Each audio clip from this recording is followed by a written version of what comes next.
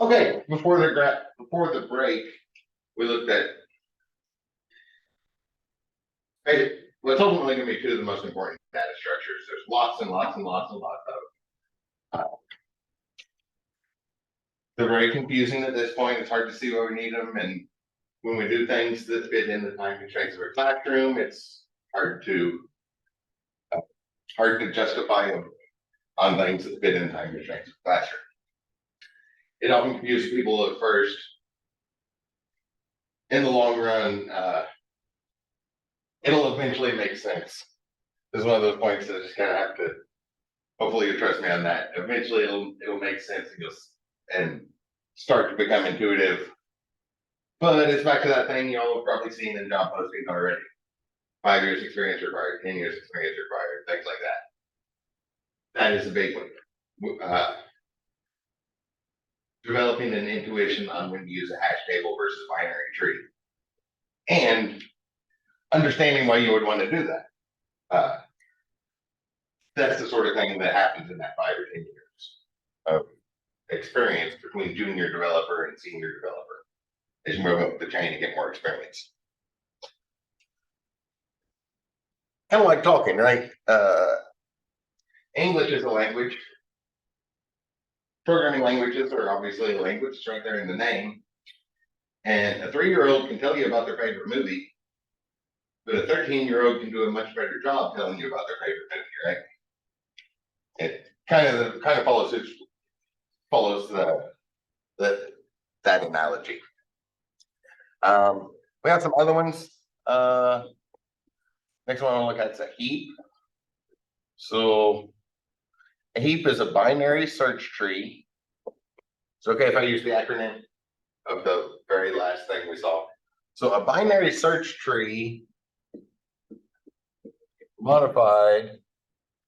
So root is largest or smallest.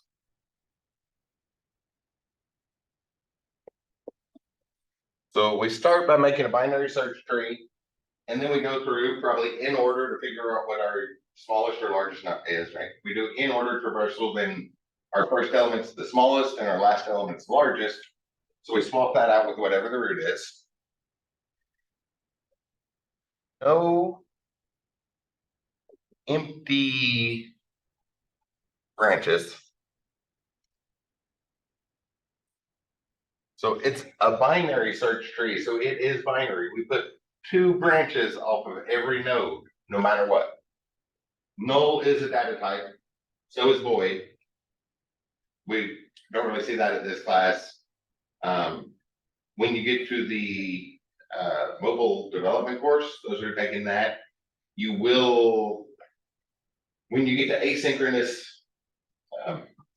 asynchronous transmission in your mobile application, things that get done in the background while the app continues to do something else, then you will have to use void with a capital V as a data type. So those are things we can put in if we don't have any elements to put there, but we have to have 2 branches off of every node. And every row increases left to right.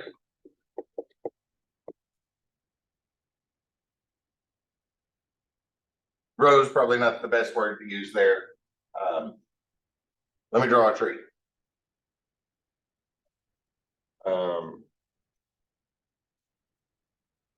I'll do a max with the one, maybe try to remember the numbers we just had on the last one. So let's put a 19 was our maximum element. So that's going to go at the top. Smaller things to the left, bigger things to the right. So then, what do we had? We had a 7 and a 13.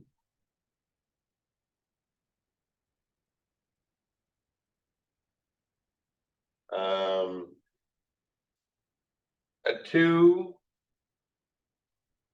a 5. Nope, I got off. Let me switch the 5 and the 7. 5, 7, 11. We didn't have anything here. I'm gonna go with that. I think I left a couple elements off from our last list, but notice how as we go down, our elements get smaller this way. If we had something there, it would be bigger than 13. So it follows the binary search tree thing. And then row, maybe level. Every level of the tree, like in branches, right? We have the different levels where branches come out, going across. It increases 5, goes to 13. Then down here we go 2, 7, 11, and a null one, so that can be whatever we want. That could be 10,000. A lot of algorithms, the one in Java would probably put 10,000 in there. We'll probably put max integer in there because it's if it's that very bottom right corner, whatever goes in there has to be an integer. In this case, it has to be an integer, and it's not going to be bigger than the max integer. So that one would be easy for Java to fill in, but it might just be a big number. But remember, we were looking at that. I kept pointing at that postfix and prefix. It goes starts at a low number, then it goes up, back down, up, and we have like that wave structure. Anybody heard of big O notation?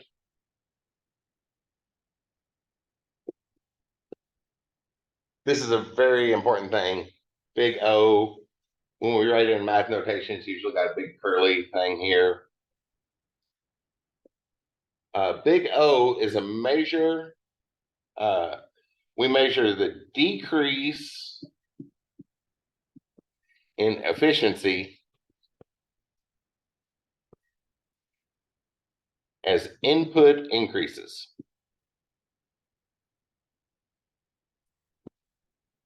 So time's an easy one to consider. Time's not our only thing. There's lots of things we might want to worry about, but time's a good one to think about. If we have 10 records in our database to process, let's keep it easy. It takes us 10 milliseconds to process those 10 records. If we increase that from 10 to 20, so we increase from 10 to 20, what happens to our time? Right? Obviously, we have to take new measurements of that, but how does our time increase? Could be linear, right? We went up by 10 more data sets, 10 more records. So if it's linear, then it would take 10 more milliseconds. Could be squared, right? There's a bunch of processing going on there. So if we went up by 10 records, we'd go up by 100 milliseconds. Go from 10 to 20 records. Could be 10 factorial. That's a big number. What is 10 factorial? Plug it in the calculator. 10, and then where's factorial? 10 factorial, that's the worst case scenario. If it increases with a factorial level decrease in efficiency, it took 10 milliseconds to process the first 10 records. When we had 10 more and go from 10 to 20, it would be 1, 2, 3, 4, 5, 6. 3,628,800 milliseconds. So 10 more records in that case would get us up into over 3 seconds, right? Oh, over 30 seconds. A millisecond is 1,000 milliseconds. And that would get us up to millions. So O of n is linear.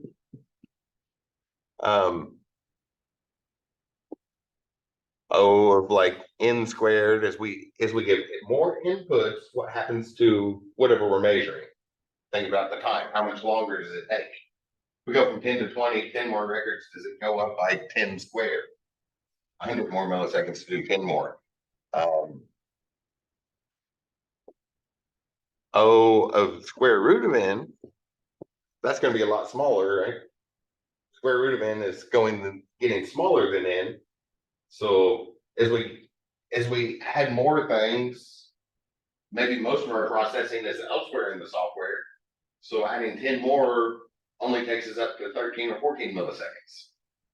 So adding more doesn't Obviously is going to take longer, but it doesn't necessarily, uh, it doesn't take as long as the first 10 because there's a bunch of other stuff, bunch of setup stuff maybe that had to happen in that first 10 milliseconds. N factorial is the worst. That's the one we want to try to avoid. We hit those in what's called depth first searches. And basically what that means is we have to check every possible case. So imagine a big tree, and we had to go through one by one, and there wasn't no increased pattern for traversal. We started the root, then we check this one. Then we go back to the root and compare it to this one.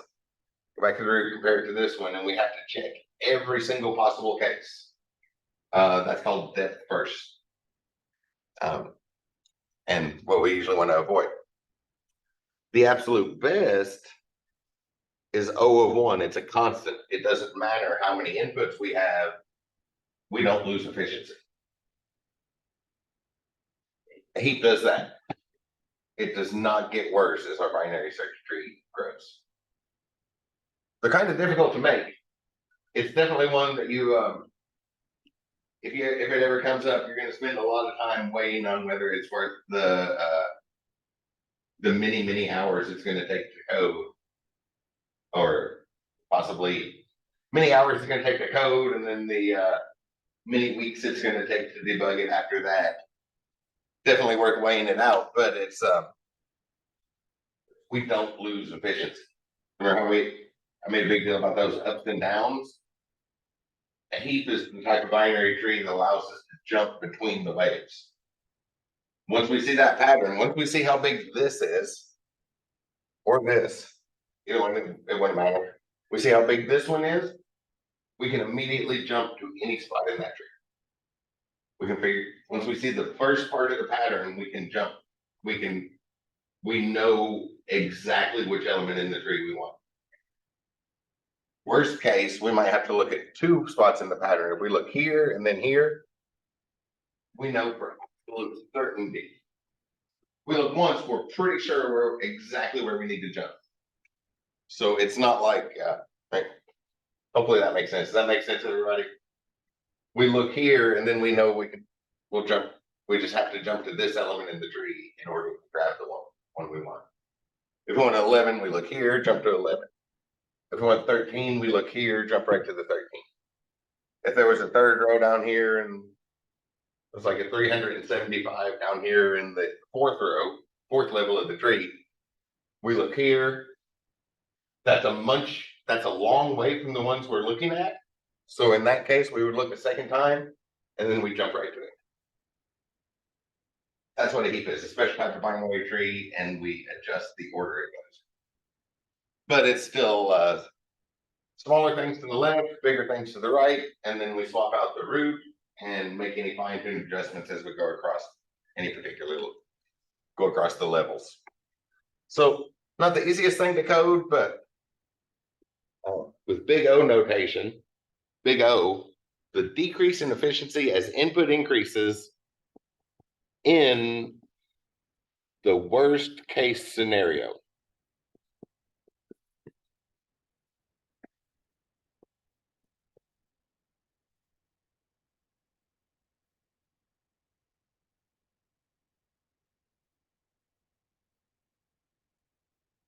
Yep. Sorry, I missed in the chat room. Jenna, yes. A max heap is about the largest value becomes the root, and a min heap, the smallest value becomes the root. Okay, everybody get a sense of big O. Hopefully you got that, Justin. When you transfer up to sorry, not Justin, Joseph. When you transfer up to IUPUI, if you don't know what big O notation is, they might personally call me. But why does one of your students not know what big O is? A very, very important thing. And it's the worst case scenario, because what else? If we calculate it for the worst case, then whatever we actually do has to be better than the worst case. Or is probably better than the worst case.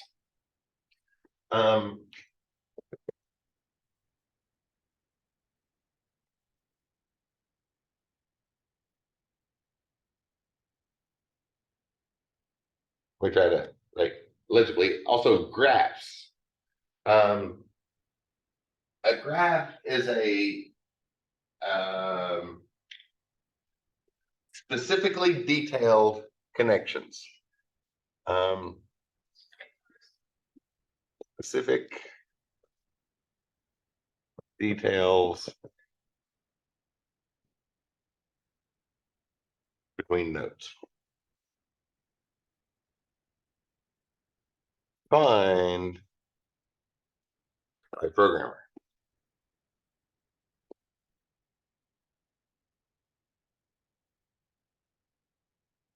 So kind of like a tree or a linked list where we just have that pointer going to the next thing. But whatever the next thing is very relevant to our situation. It's programmed for that situation. But these can be incredibly useful.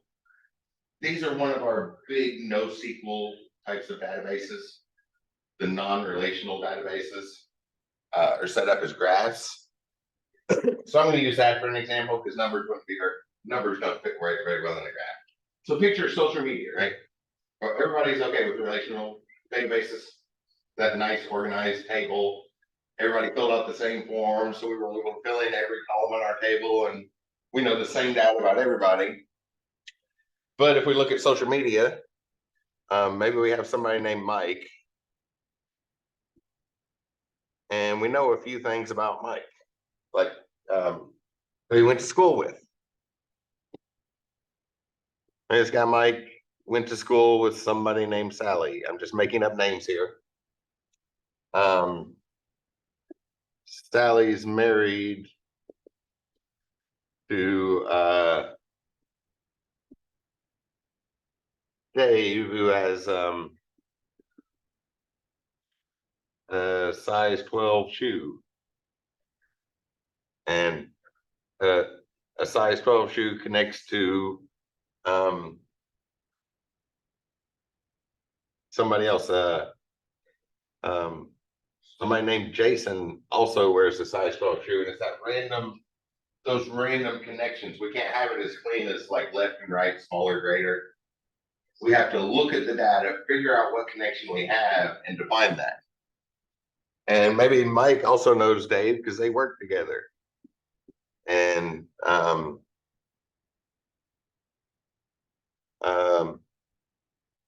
Dave also knows Mike because they are on a bowling team or something. Because we have multiple connections between those two. And every connection is specifically defined. So, yeah, we have the nodes, and then we have a huge, just dynamic list of connections between them, instead of just left or right, like a binary tree, or instead of just next, like in a singly linked list, or instead of next and previous, like in a doubly linked list. We explicitly define every definition. We kind of have to know the data set for that. Hopefully, you can see why I didn't use numbers for that. It's hard to define the same connections between numbers. We could write some early digits, then sharp angles in the digits and things like that. That finishes up the ones I wanted to talk about. Graph theory is important. This is a major field of mathematics, like high-level mathematics. You'd probably really like this one, Jenna. This is for math after when we don't use numbers anymore. So if I take those nodes out of there and just draw like some graphs, maybe we have 4 things that are connected with that. That picture is something we could do math with. Or 6 nodes that are fully connected.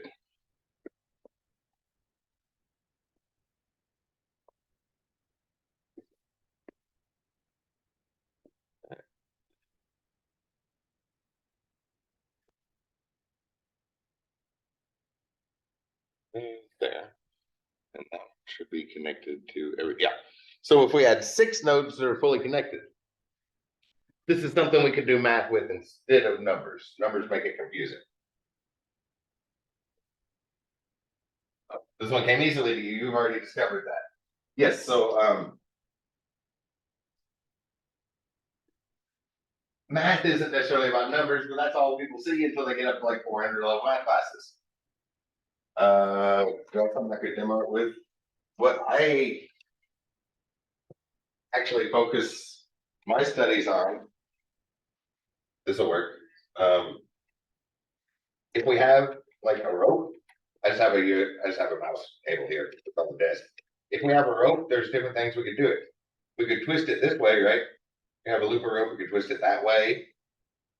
We could twist it several times. We could twist it and then spin it up and then kind of turn it. That's what my math studies are in. Way past never using numbers, but we use the ways we can twist and spin a rope. It's called knot theory. Same thing with crafts, but I see you put in the chat room. Yeah, when there's not numbers involved, there's a whole lot of people that are like that in the world. Yes, Facebook uses graph-based algorithms to suggest friends. I suppose though, I have never gotten a friend suggestion on Facebook. People tell me that all the time. I've never. Yeah, I don't know. I don't see the same thing. I see a blank page when I go to Facebook, and everybody's like, it suggests people to you, and I still if nobody's getting suggested to me, I don't get suggested to the other people, and there are hundreds of Chris Francis. If you're trying to look for Chris Francis, you're gonna find the celebrities, right? The NHL player, the NFL player. They're both really good in the fantasy leagues. I've heard, not starters, but the guy that made the leather outfits for Multi Crew and League of Four is Chris Francis. There's a Chris Francis that makes shoes in Beverly Hills, and the cheapest shoes he's ever made are $6,000 pair. I bet they only got worn one time, too. Up and think about that. Those people rank higher than I do on Facebook. So there's a lot in there, but yes, I believe it is graph based. But when we do that, there's this high level math we can do. And that was one of the most interesting, that was one of the most heavily studied fields in the 20th century. It's graph theory. Answer some important questions. Like 25 people are at a party, how many of them know each other? How many of them have met before? How many ways are there for 25 people at the same party to interact with each other? Answers to those questions come from pictures, not from trying to punch numbers in a calculator.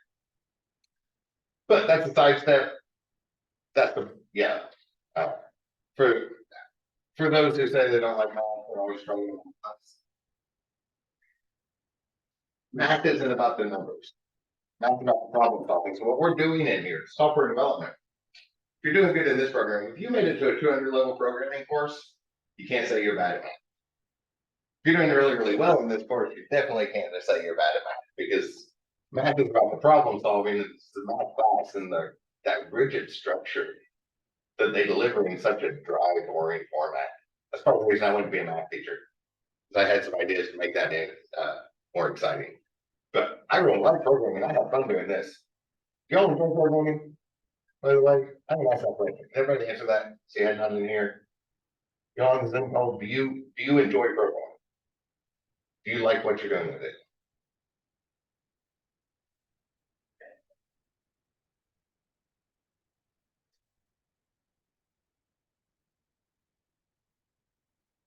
Any comments on that?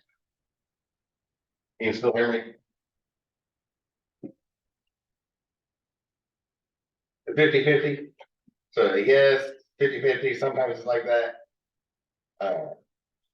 Yeah. Yeah, I was just looking for the responses again.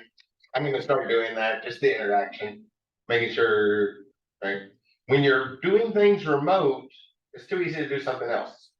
And yeah, make sure everybody's still around. Or yeah, make sure the same people are still around that have been all evening. So any questions about data structures? Probably lots of questions, like why do we need to know this? It will make sense in the long run. It's a confusing thing. Everybody hits this as they start off. I recently heard somebody recently got an internship and explicitly heard the sentence. There's a bunch of things in this at this level that aren't going to make a lick of sense on the way through this class. When you finish it, it's going to be like, why did I learn that? And later down the road, it'll make sense. 10 years from now, you're going to be like, oh, I spent 3 nights or 3 nights on data structures. Really, a fourth night because we have a follow along example on Thursday, which that's like when you all are trying to learn to code something, that's what you do, right? You go find an example and follow along. That's what's going on Thursday, an important one where we tie the last things together. We'll see a small sample of when we would use a data structure. It's not going to clarify that point that's so confusing when we first hit intermediate programming.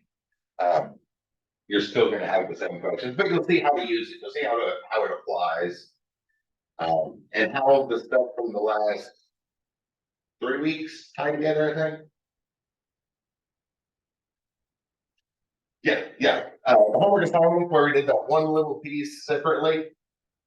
The last 3 weeks were, including this week's, tie together on Thursday night. So we'll see them in situ instead of separate individual pieces. But first, we do have another data structure in the Java language that we want to work with, and it's one that's in the homework assignment this week. So the in-class example, the intention is to follow along. So let's open up a whole example, which I'm going to go grab from GitHub, and I don't know if I have the latest version or not. Oh, yeah, I do. If you haven't looked at it on GitHub, if you turn that chapter 34 homework assignment in on time, what was in the textbook about reading from the websites was valid. But if you turned it in more than 2 days late, it was deprecated.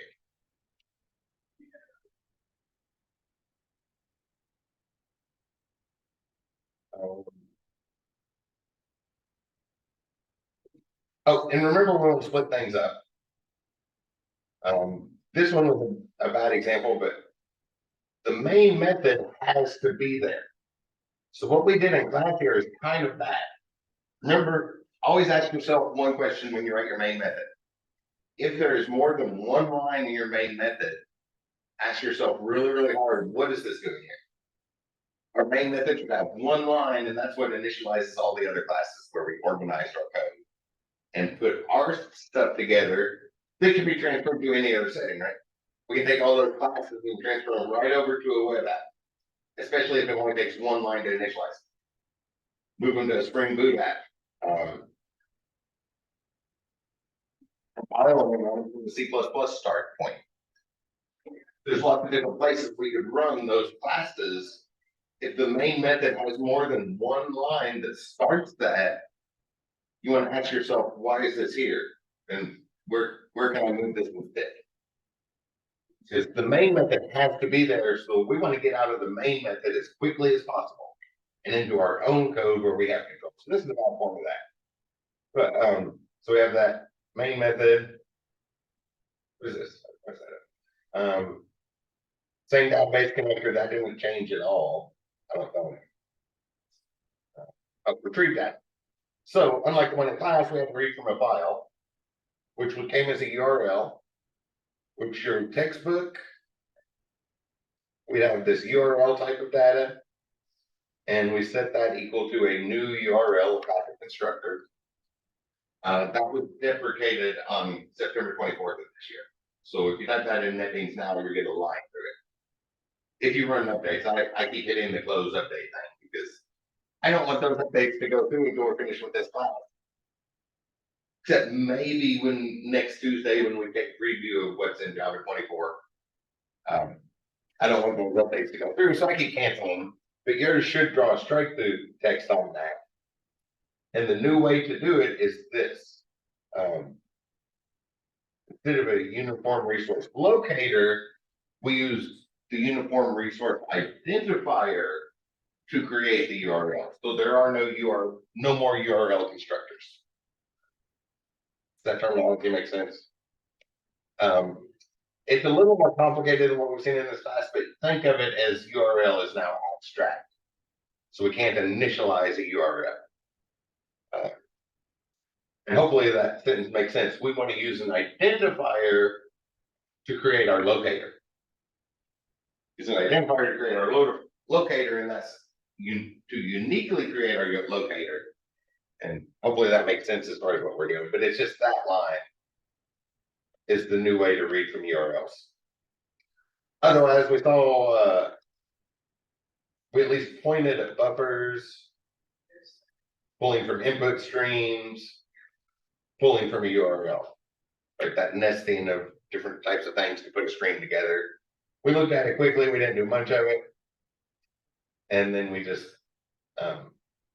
split up the string that's on that URL and throw it in the database. That part was exactly like we saw in class. The other part was exactly like we saw in the book, unless you turned it in late, and then this thing that was in the book was deprecated. It should be this way, but that just happened, so it'll probably be 6 or 8 months before we even see tutorials show up. Which I like when that happens in class, because it's a great reminder while learning. You don't have to learn that later that the language has changed. We see it change. We see it change on our way through class. Oh, data structure is still here.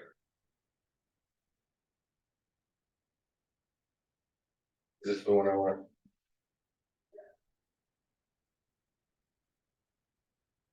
Oh,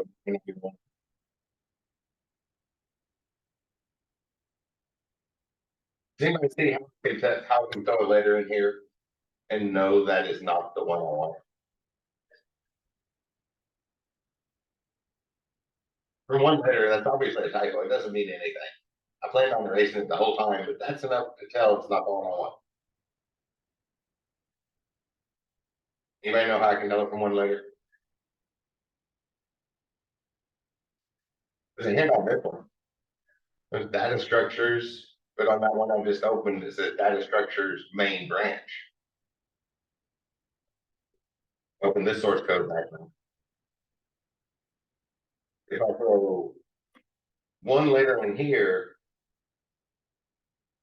it tells me, NetBeans tells me this is changed from what's stored in the repository right now. A useful thing about repositories, IDEs will all keep track of them. So it's like, oh, yes, is this the version we want? Type one letter. It does not know about the repository, so that is clearly not the version I want. Discard all changes. And don't just discard changes, get this out of NetBeans. Close that, don't accidentally open it again, and let me go open the one from the repository, which is in the delete folder.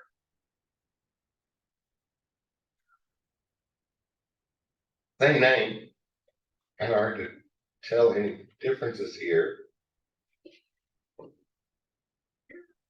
But now we can see over here that says it's on the main branch. And then that check I just did, if I hadn't hit one letter to get that color coding, that it's different than the repository. So that's the one we've been putting that structures in. I'll scroll down near the bottom. The last thing we'll see is some sort of map. And maps are a key value pair.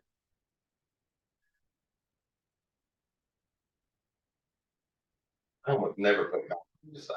Might not be able to put map. There might be another thing beyond the abstract that map is. I almost always put something else there. I'll talk about it in a second. I'll see if this works. Y'all are probably most familiar with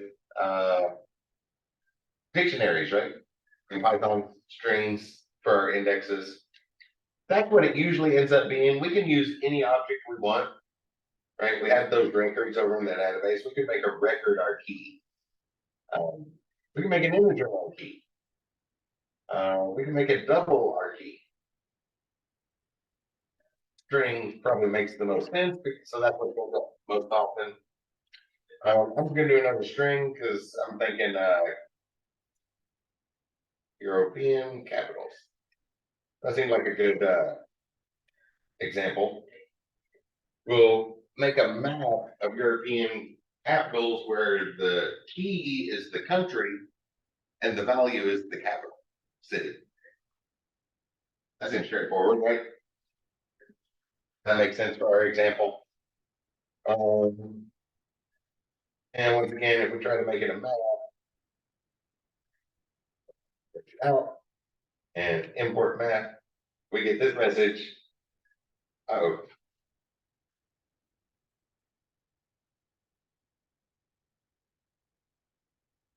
okay, it doesn't know what map is. So I got map with the generic type. Let's change that to hash map. Oh, wait. It's I type new. I just missed the word new. Okay, I just missed the word new. So this is the same thing we saw the other day. We can have a map. Well, if we try to say we want a new map, this is the error message I was looking for. Sorry. It tells me map is abstract. We cannot create an abstract one. So we have two main options. We could have a new hash map. I'll hit Control Shift I to import that. Or we could have a tree map. And after the first half of class tonight, we saw with set, we could have a hash set or a tree set. Now that we've got the map, do y'all see the difference? Y'all know the difference between a hash map and a tree map now? The name should be pretty obvious, right? We're not drawn on the board before, but where the board was split in half is the obvious difference. One of them we keys and values are kept separately, so they're kept separately, so we would have two hash tables, or we would have two trees that are connected together. The trees, every piece of data has a pointer to the next one. So our keys point to our values. And in the hash map, we create a second hash table in the main Java RAM controlling hash table that I kept talking about earlier, would just point to our hash table where the keys and values match to a less complicated algorithm than what Java uses overall. But that's going to be our two options. So we have a map.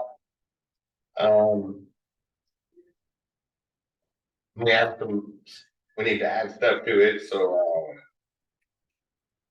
European control space pulls up your predictive text, and in that case I type EURO, which was obviously that variable. So control space didn't even pull up the whole predictive text list. It just put it in the one. But if it's not pulling up your predictive text list, control space pulls that one up. Top. There's clear right at the top. That'll be useful at some points, obviously, right? But we need to put things in here. We need to create our mapping. So with our list, right, all the stuff we looked at last week, list, everything descended from vectors, basically. List that we said, we always had an add method. But if we had an add method, it would be right at the top. So with the map, we don't have add.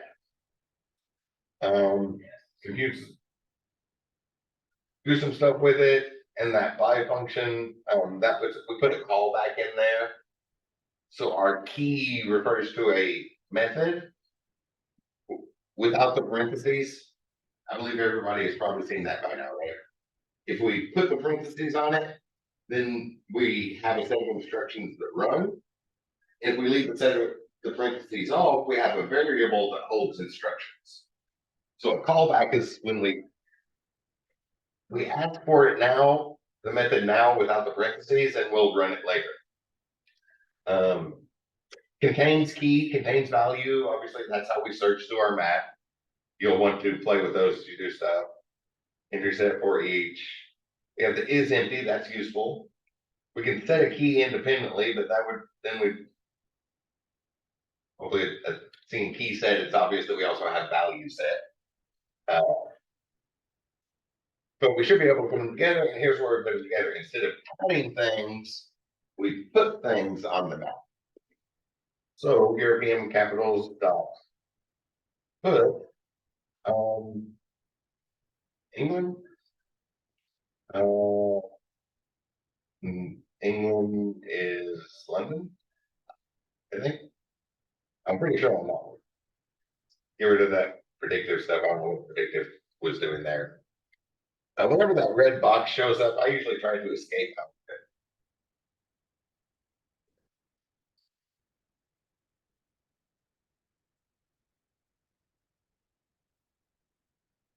of it. Okay. Um, I have a couple of, uh, I'm just going to copy that line. Paste, paste, paste, paste. Whoop. I'm going to put some line breaks there.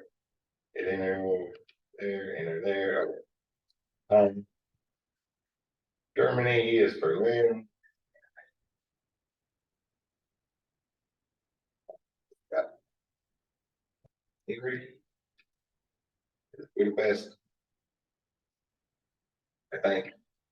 I'm not sure at all about that one. That could be wrong. Oops. Um,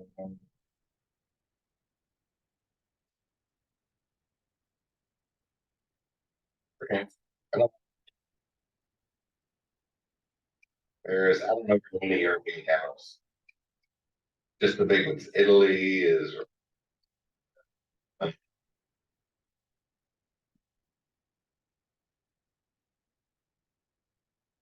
one way up there. Trying to spell Spain. I know Spain. Oops.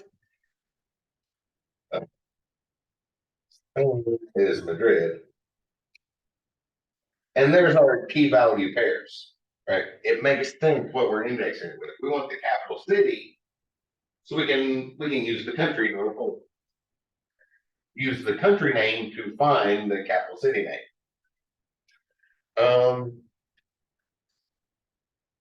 Then we'll print out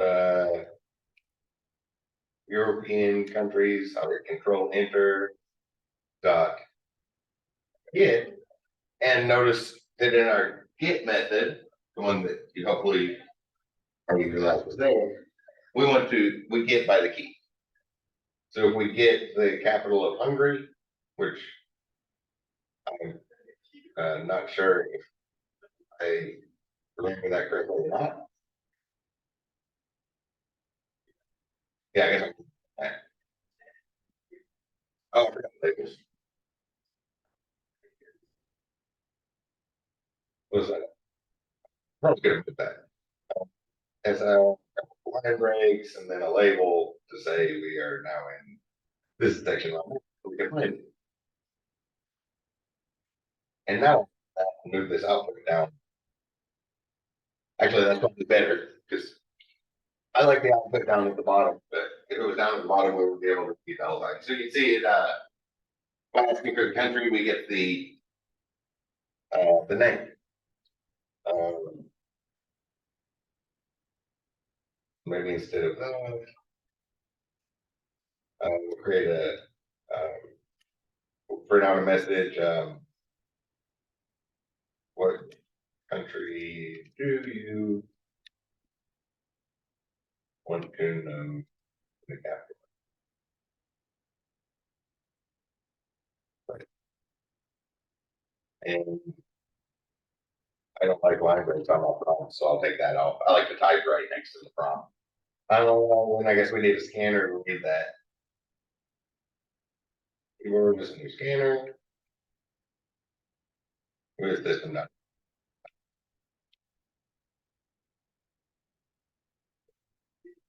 Uh,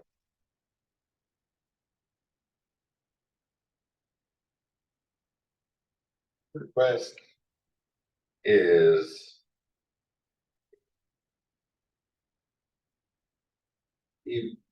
keyboard.next is all of our countries need to enter it as one word. That's why I went with England instead of Great Britain.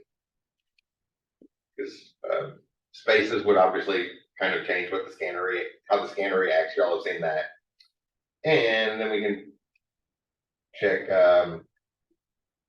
we can just walk all the way through it. So we have that same for all So we could do a traditional for loop, right, for I equals 0, go through all the indexes. That's kind of hard in that. We could go for each string in, and then are we entering the keys or the values if we do that type of for loop? So with maths, if we need the whole thing, we would probably use European dot for each. Notice we have that for each where we put a lambda function in there. We saw those earlier. But usually the reason we want math is because we want to jump right to the value we want. Maps are for, we have sets if we want to go all the way through it. Right? A map is not one, is not all the extra effort of setting up keys is not so that we can loop through the whole thing every time. So if you do end up using a for loop in a map, you should probably question if you did things appropriately. Does that make sense? Because if you're going to go through the whole thing, a set would be your best option because there's no indexes. The only thing we can refer to is the whole set, one element at a time. Map, we put a whole bunch of extra effort into making sure we can identify each particular one. So we can say,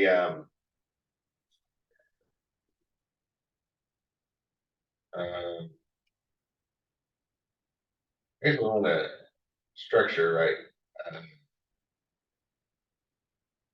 If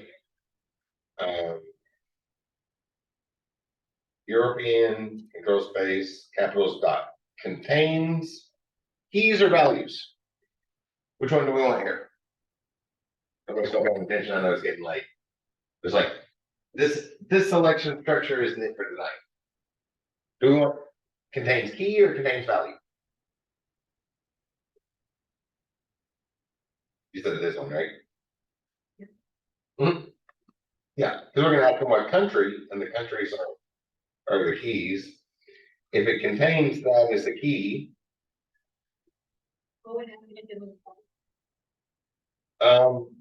we don't have.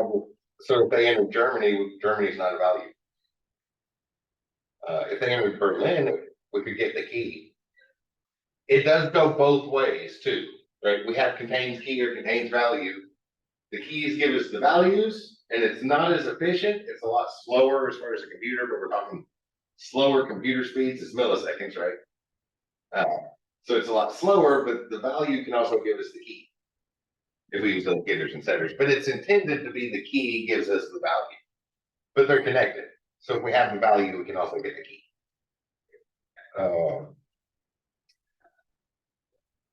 It's like a map, right? If we open up a map, we can find a road map. We can find the directions to get from Louisville to Indianapolis. But that means we also have the directions to get from Indianapolis to Louisville. The map shows both connections. It's just typically we only follow it one way. If that's it, we'll print that out. Print out. That would be plus our European capitals get value. Sorry, we just want to get the key based off that request that they gave us. We already saw that one. That's not anything new. I have no idea.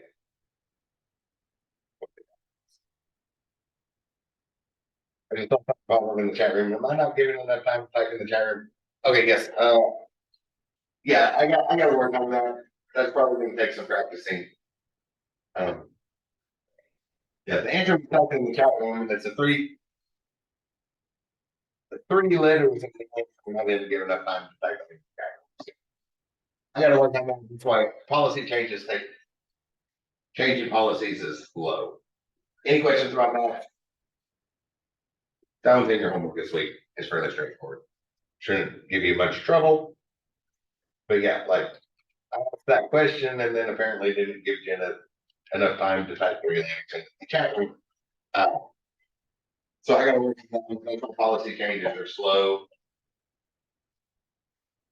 Please let me know if you all have any suggestions on how I can increase involvement. Uh, I guess that's the words. I'm not even sure the right words. Uh, but the Zoom is so separate, right? It's so separated. It's easy to get distracted, do something else. Um, and classes are not like they used to be. That one I mentioned at the beginning of the night. Uh, if there's no question about math, I'm going to stop sharing the screen. What I mentioned at the beginning of the night, 2 days before the pandemic shut everything down, or the pandemic kicked in spring break. So 2 classes before that, it's a Monday, Wednesday class. So on Monday, something happened in the class, and then we went to spring break, and then the pandemic happened, and then we didn't come back to campus for 2 years. Y'all remember that? Y'all were in different situations, maybe not at Ivy Tech. Zach was at Ivy Tech working on his first degree year, working on the graphics degree. Uh, but y'all were had similar situations elsewhere. Uh, it happened suddenly, but on Monday, something that happened all the time in software development classes occurred. Somebody came in and seen something in a job description and wanted to know what it was. Like, what's this? So this doesn't sound like anything we've learned about the class. That used to happen all the time. And that was the last time it happened. Uh, and that's what I was, that's just an example in the classroom, but that happens in like the meetings. Right? Whenever I meet with all the professors from Ivy Tech all across the state, or even other ones from here on campus. Some of us meet on campus, some of us on the Zoom call, and the same difference is there. The particular examples of where we're seeing it is different details. This is software development. Y'all understand generalization. It's like a class. The object we're creating is the Zoom interact, the Zoom live, Zoom and in-person combination object, the class for it. So there's some issues that seem to show up. It's hard to put my finger on it, but something to increase that interaction like there used to be. Maybe even just requiring small talk, right? They have to take 10 minutes and y'all spend 10 minutes throwing DMs back and forth on the chat room or something. I had some of my ideas. You heard some of my ideas earlier. If you have some that you think, if you would like it, it's a good chance somebody else would like it, right? I'm looking for these ideas. Please send them to me, because right now I'm feeling like I have really dropped the ball and kind of failed y'all a little and not been sharing my years of experience in programming as effectively as I could. It doesn't feel like it's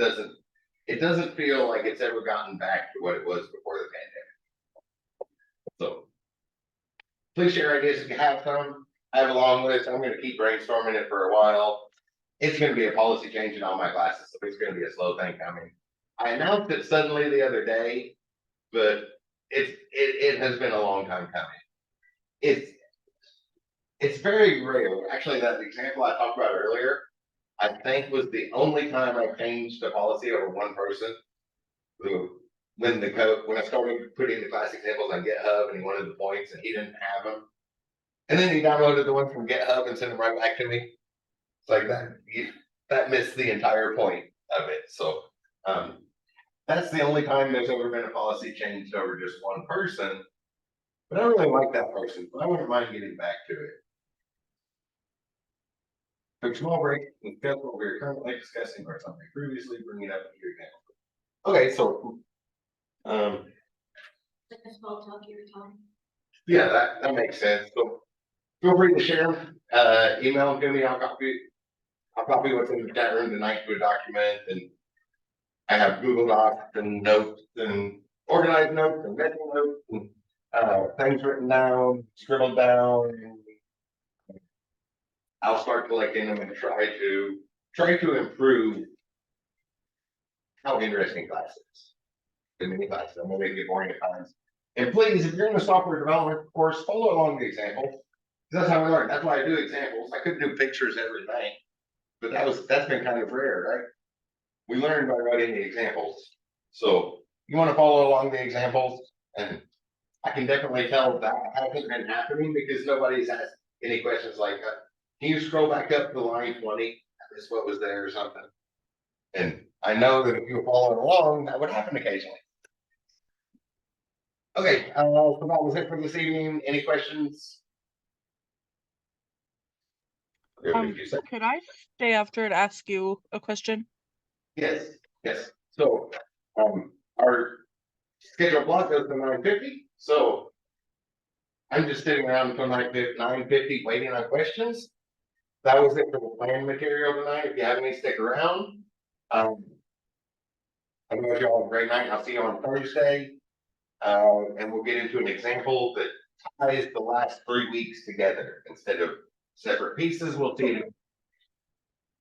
A good one.